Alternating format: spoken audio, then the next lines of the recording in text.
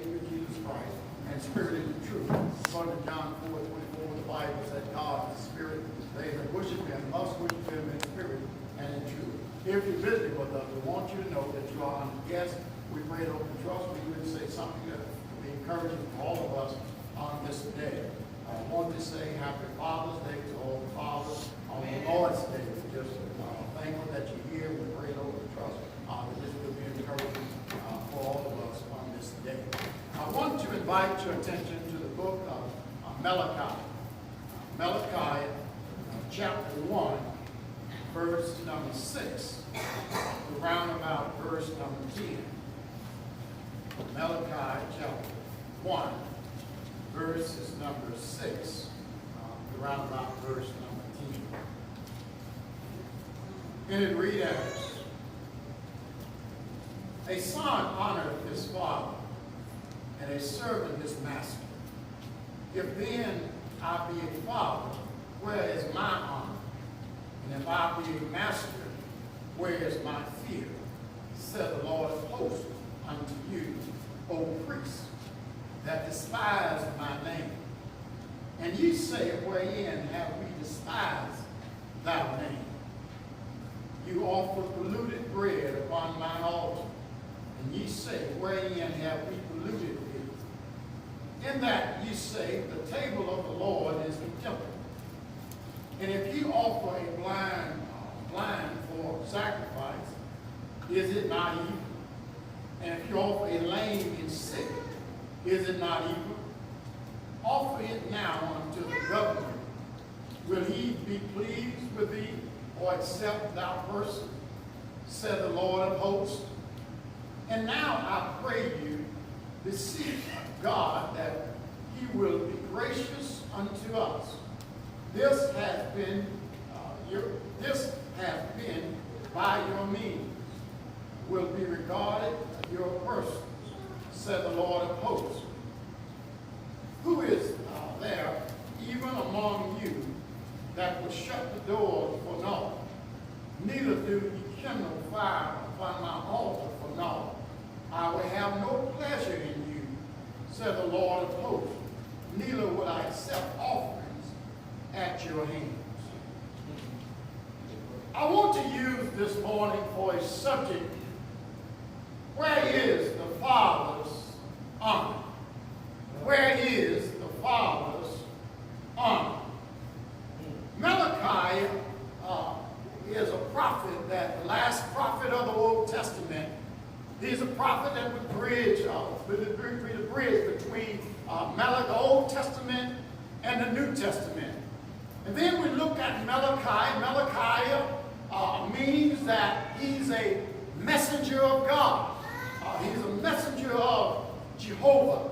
That's what Malachi means. And when you look at Malachi, you think about a herald. A herald is somebody that announced a message for somebody. They announced a message, not a message exactly what they're supposed to say. They don't add to it or they don't take away from it. They just herald the message. So Malachi is that messenger of God, and if God gives his people a message, they need to listen to the message. So Malachi here was this prophet here, this one that was reprimanding the people for their lack of enthusiasm in worship.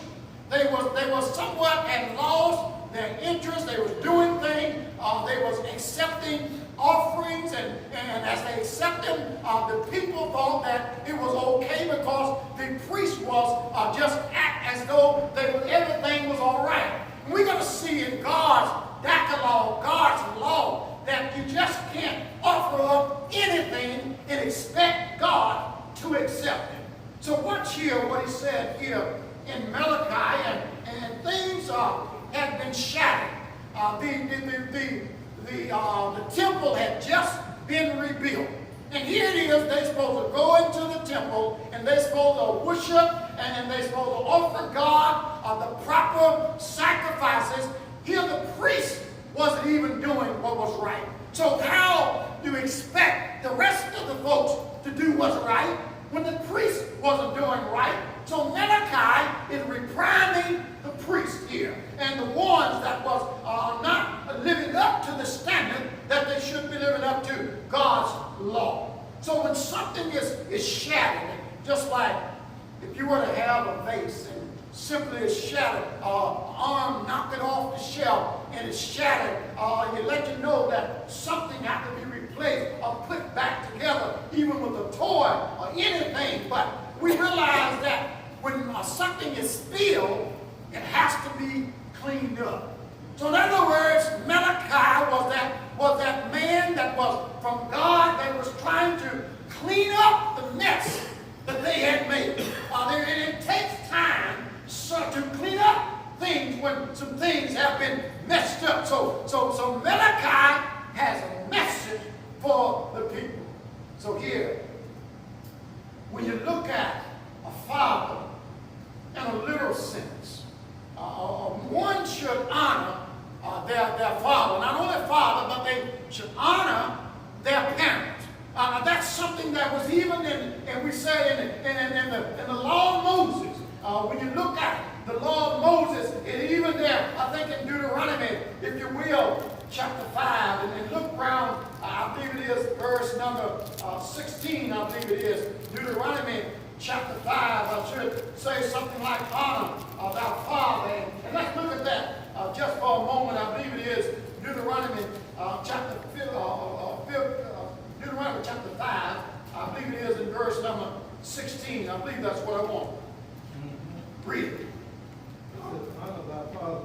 Honor thy father. You know, even today, that's one thing that I do as you know, my father brought us up, and we should honor our father. It is good to see when children would try to take care of their parents when they get into their age, and they need their assistance in somehow. And that's why, Brother Cyrus, I believe it's a blessing. I live right beside Brother Cyrus just about, and I see his children going there, back and forward, taking care. That's honor to me. That's respect. And that's where it should be. Honor thy father and thy mother. And we know that it's Father's Day, according on the Lord's Day, but we want to at least share with you some things about how it is in the literal sense or in the secular world, and then we're going to move from the secular to the spiritual. So watch this now, how this is done. When you look at this, when you look at Matthew chapter 15, Matthew chapter 15 in verse number 5. Matthew chapter 15 in verse number 5. Let's look at that just for a moment. In Matthew chapter 15 in verse number 5, we're going to see here where sometime if the scribes and the Pharisees knew the law about honoring their father, why didn't they do it?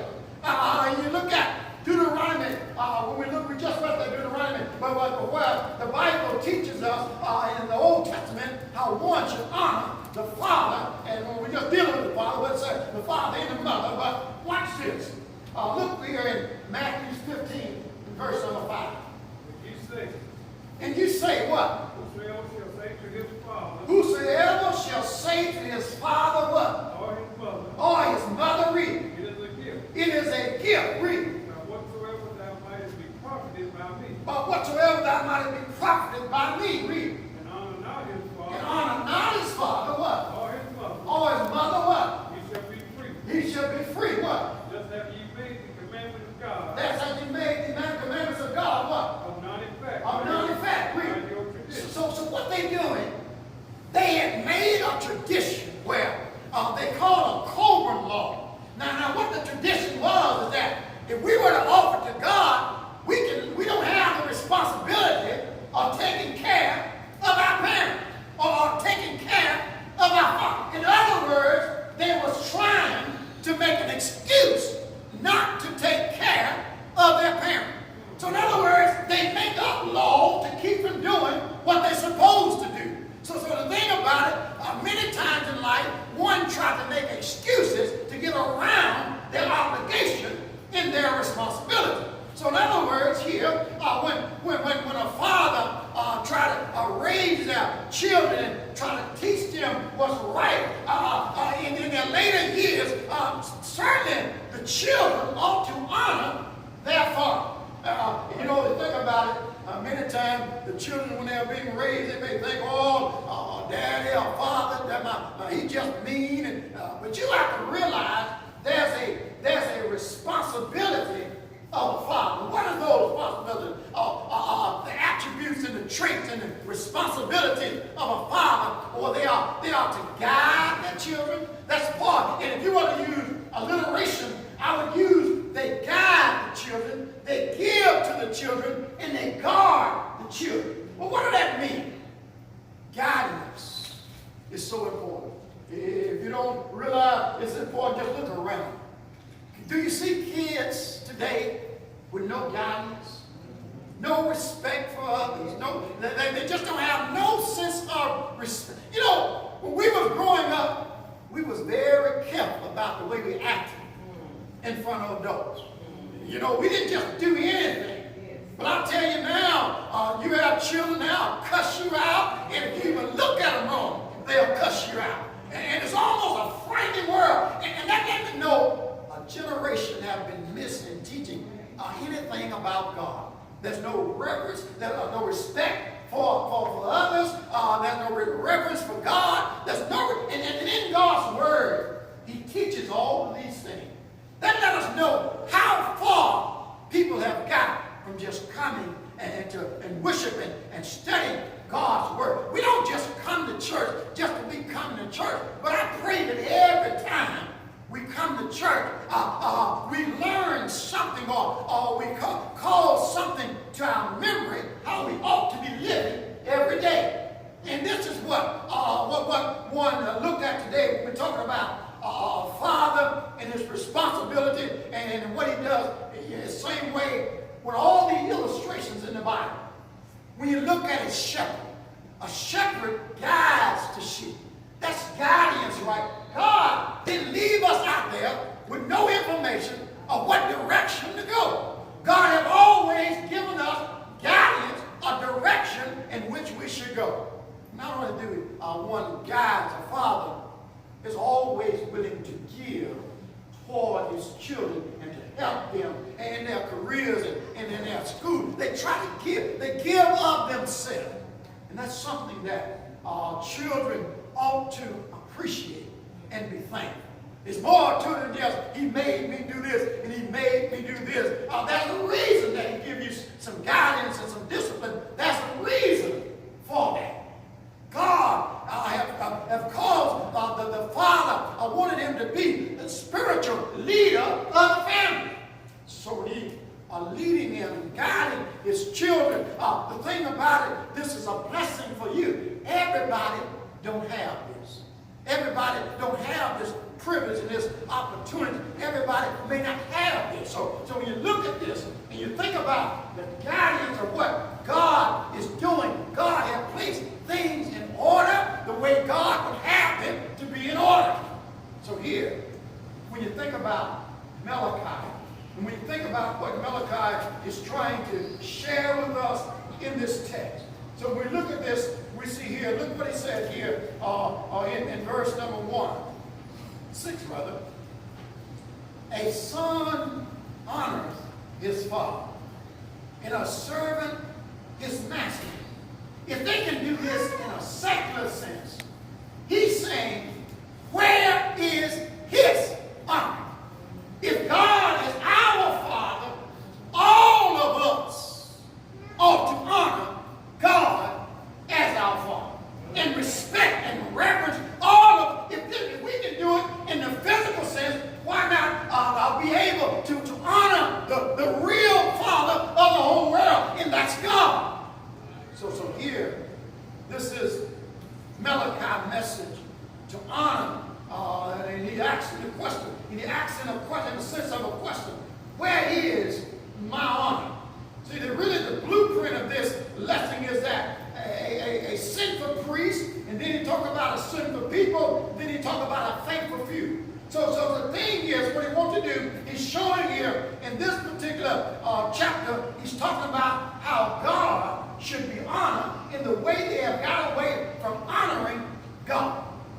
See, nowadays, at times, it just seems like people that many times act like that there is no God. I don't have no rules to follow. Act like they made themselves.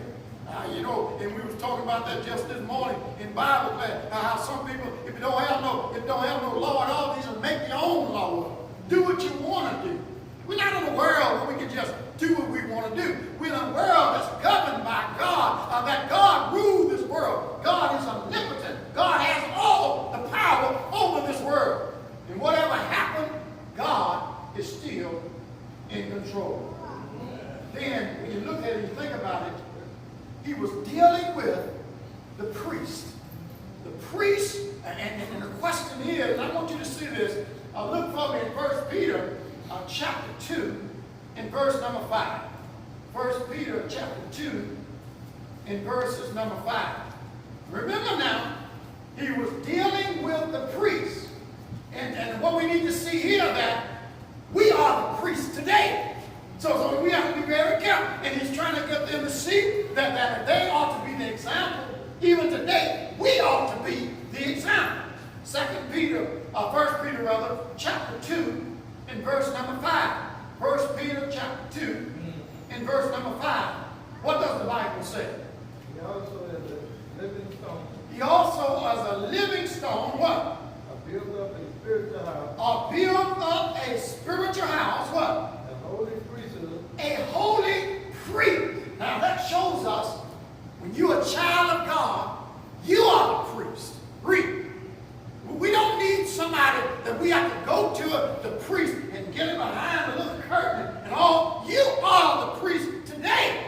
We are a lively priesthood. That's what the Bible teaches. Read. Now we ought to offer up spiritual sacrifice. Romans 12:1 talks about make your body a living sacrifice. They offered up animals and things of that nature when they was offering up under the Old Testament law. But the thing about it, when they offered up these sacrifices, they shouldn't be no sacrifice that was blind, had a disease, something that God don't accept. God don't accept everything we give.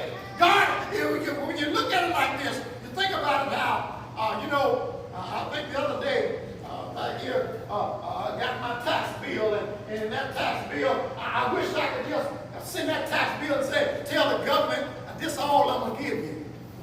That won't work. That's what Malachi is saying in this text. You don't give the government whatever you want to give it, whatever is required of you on your taxes. That's what you're going to have to give, or you'll be penalized one way or another. So in other words, he's saying here, if you treat your government right, if you treat your employee right, why not honor God and treat him the way and respect him the way he should be? That's what Malachi is trying to get them to see. Honor of where is the Father's honor. Saying he will honor everything else. But what about honoring the Father, the one that we should honor? What if you work all week long and you get your paycheck and you go to the bank and your paycheck is not any good? It's not no good. Wouldn't you want your employee or your employer to honor your check? You want that in life. We ought to honor God. It's a matter of honoring God the right way. Because when we want to see it in the literal sense, we need to see it as well in the spiritual sense. 5:9. Drop down to verse number 9. I'm just showing in this text that we are priests. Read. But ye are a chosen generation. But ye are a chosen generation.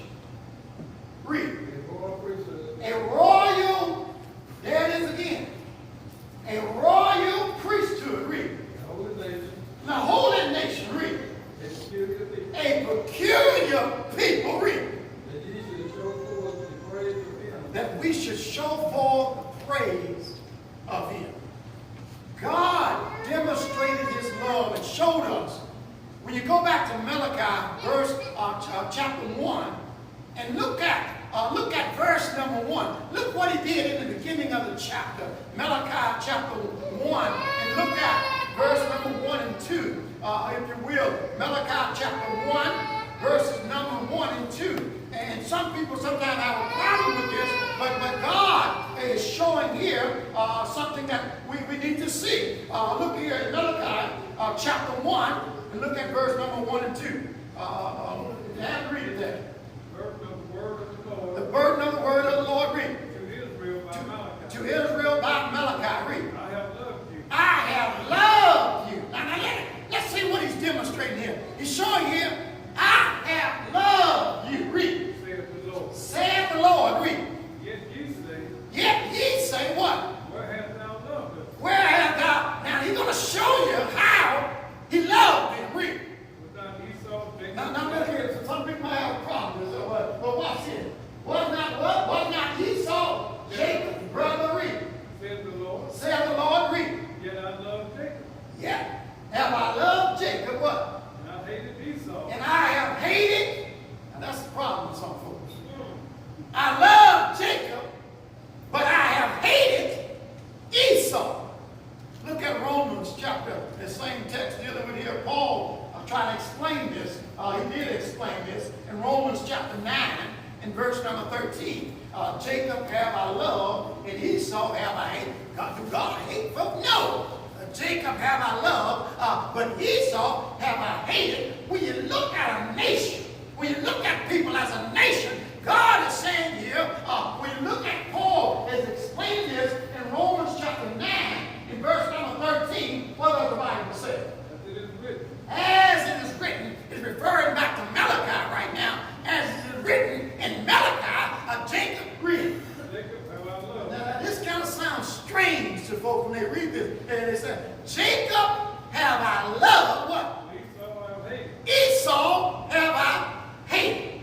Well, if you look at a nation, a rebellious nation, God is not going to love a rebellious nation.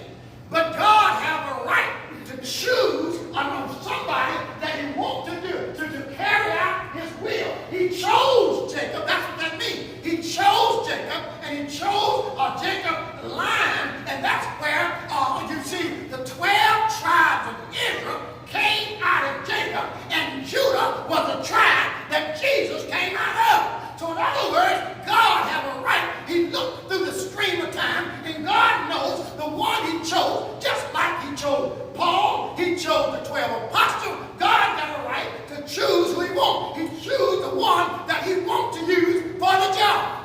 As simple as that. So watch this. As a nation, he chose Jacob, and the thing about it, when he chose Jacob here, Jacob have I loved. This don't mean in our sense that God hates folks. That's not what he's saying at all. He's a chosen name. Jacob was a chosen. He was a chosen one for God's people to share with the world, and the world be blessed through Jacob. Watch this. Watch this. Read a little bit further. What shall we say then? What shall we say then? What? Is there unrighteousness with God? Now we were talking about, well, I think your lesson might be next week about the righteousness of God. God is always right in whatever you do. Because God is God all by himself. And God makes the choices better than anyone else can ever make a choice. God is God all by himself. And he's a righteous God. So here, when you look at it and you think about here in this text, and even when I think about how that, even in Matthew's, I believe it is, Matthew's talking about how that, how Father may know how to give gifts. Even a natural father know how to give a good gift. If a natural father know how to give a good gift, certainly our Father from heaven know how to give a good gift. So when we think about this and look at what Malachi is trying to get them to see here, that these priests here, and let's look at what they were doing in this lesson review. Verses, back in our text, Malachi chapter 1. And look down in our text where it says, verse number 6, where we said, a son honored his father, and a servant his master. That's in the physical sense. They do what? They honor them. And he said, if then I be a father, where is my honor? That was my subject. Where is the Father's honor? Then he said, said the Lord of hosts, O priests. Now, I'm going to tell you, these were the priests that he was reclining right here. We are the priests today. We're going to make an application. We are the priests today. So that they despise my name. How do they despise his name? Let's look at how were they despising his name. And you say, wherein have we despised our name? You offer polluted bread upon the mine altar, and you say, wherein ye have polluted me. And then you say, the table of the Lord is contemptible. And if you offer the blind for a sacrifice, and that's what he's saying right here. If we're going to offer to God, we need to give God our best of time, our best of everything. God don't want our leftover. And the thing about it, God is saying, He is teaching these priests, do what's right, and you'll be blessed.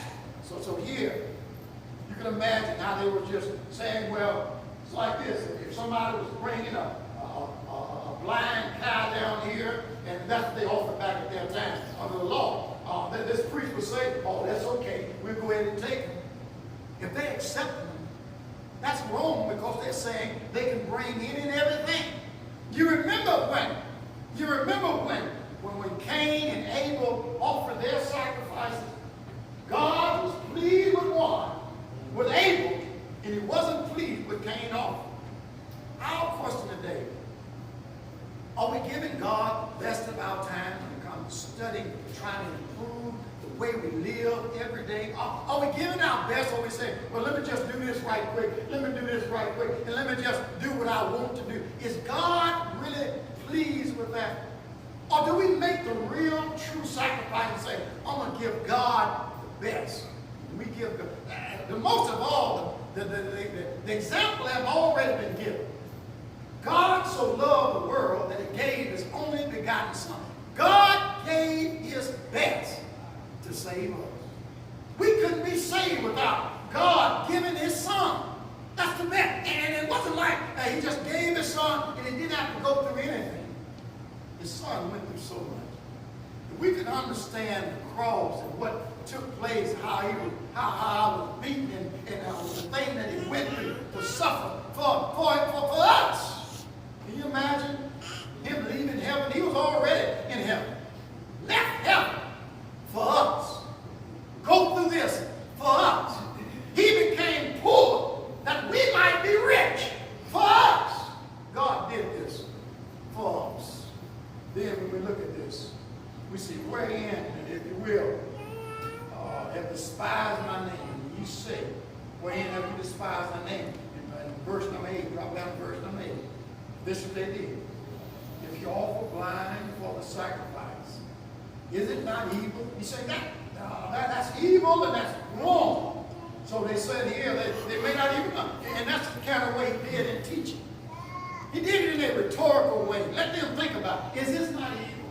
That's a rhetorical, for them to think about what we're doing every day. So here, in Romans chapter 12, in verse number 1, look at that just for a moment. We alluded to that just a minute ago. Romans chapter 12, verse number 1. What does the Bible say in Romans chapter 12 about how that God, we are a living, we're not this sacrifice that they put on an altar today. Our life and what we do every day is that living sacrifice. Romans chapter 12 and verse number 1. What does the Bible say? I beseech you, therefore, brethren, I beseech ye therefore, brethren, what? by the mercy of God, By the mercy of God, what? that you present your body That you present your bodies, the way we live. When folk look at you, they're going to look at you and say, this is the sacrifice that you're offering up. Are you offering up a blind cow? Are you offering up a bull that got a leg that got infected? Are you offering up something that's not pleasing to God? Your life is a sacrifice today. So we're living a life that's not pleasing to God. That means that we're offering a sacrifice that's not acceptable unto God. Did that make sense? You see what I'm saying? So here, this is what Paul is writing in this Roman letter. Read. A living sacrifice. A living. Now, back then, they were dead sacrifice. Our life is a living sacrifice. Read. Holy and acceptable unto God. Holy and acceptable unto God. What we do, it needs to be holy. It needs to be right with God. And you know, God is not going to make us do anything. This is why God put in His Word and is designed to teach us and to encourage us and to cause our thinking to change and say, what can I do? What can I do better? What can I do to make things better and right with God? I have to do these things by trying to live according to God's will and not my own will. That makes it difficult sometimes, but yet God knows how to lead us and guide us in the right direction. We do these things, everything else works out for us. Everything, you know how something will be a rough ride. If you want things to balance out with God, you live right and continue to live right, you're going to have some ups and downs. None of us is exempt from problems. All of us are going to have a problem, some problem. But the thing about it, do you have God to help you in your trials and tribulations? How much do we trust and lean on God? No, we all going to need somebody to lean on sometime. And the best somebody you can ever lean is to lean on God. So we go on to say here, in this latter part of Malachi, of the text that we read, it said here in verse number 9, and now I pray you, beseech you, God, that He will be gracious unto us. This has been by your means. Will He regard your person, says the Lord of hosts. What He said in verse number 10. Who is there even among you that would shut the doors for naught? Neither do you kindle fire on thy altar for naught. I have no pleasure. Look what He's saying here. I have no pleasure in you, said the Lord of hosts. Neither will I accept your offering at your hand. So He's saying here to the priest, I'm not going to accept your offering. Regardless, if you take all of these blind cows and diseased cows, I'm not going to even accept your offering. Think about it. When we offer the acceptable sacrifice to God, God is pleased with it, and when we do it acceptably and with our reasonable service, the way we live, God is pleased with it, and God can bless us. But if we offer something that's not acceptable, there's some consequences and things when we don't do things acceptable to God. So today, why not honor the Father? How do we honor the Father? The Father in heaven. That's the one I'm referring to, the spiritual Father.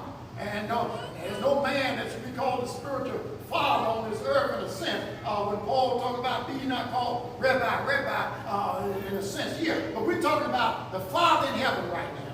This is where we make sure that where is His honor? And that's the question that we need to ask in our minds. Am I honoring the Father in heaven? That's the message for today. If you want to become a member of the body of Christ, you need to hear the gospel. Romans 10:17. After you have heard it, you must believe it. Hebrews 11:6 said, but without faith, it is impossible to please Him. He that come to Him must believe that He is, and He is the rewarder of them that diligently in the secret. Repent of your sin. Luke 13:3. I tell you nay, except you repent, we shall all likewise perish. Be willing to confess. Matthew 10:32. Whosoever shall confess me before men, him will I confess before my Father which art in heaven. Whosoever shall deny me before men, him will I deny before my Father which art in heaven. Then be willing to be baptized. Baptism puts you into Christ. And if you're into Christ, you can call God your Father. Now there's another Father out there. And if you want to look at just quickly another Father in John chapter 8 in verse number 44, I believe it is. John chapter 8 in verse number 44. Make sure that this is not your Father right here. John chapter 8 in verse number 44. It talks about, Jesus talking about how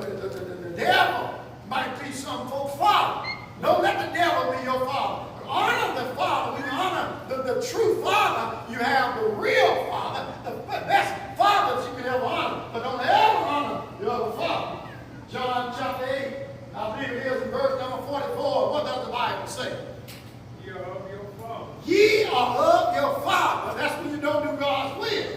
Read. the devil. The devil, what? And the lust of your father you will In do. the lust of the father, you would do what? He is a murderer. He was a murderer, what? And was not in the truth. And was upon out of the truth, what? Because there is no truth in him. Because there is no truth in him. Read. When he speaketh a lie, When the devil lied in the beginning of Genesis, you know that. He lied, thou shalt not surely die. Read. he speaketh of his own. He speaketh of his own, got his own way of doing things. Read. But he is a liar, For he is a liar. Read. and the father of it. And that's where the lies come from. The devil, he's the father of lies. Make sure the devil is not your father. Like they say, who's your daddy? Well, the thing about it, make sure the devil ain't your father. And it comes to this, you make sure the devil is not your father. So you want to make sure you want to live right, act right, and honor God. If you honor God, he's your father. Be willing to be baptized. You're baptized, and he becomes your father. And the thing about it, if you're baptized, if you believe that, if you believe, repent, confess, and be baptized, and you can rise up and walk in the newness of life. You have a father that know how to give, a father that know how to protect, a father that know how to guard you. You need somebody that's able, looking out for your own welfare. While we stand and sing a song of invitation.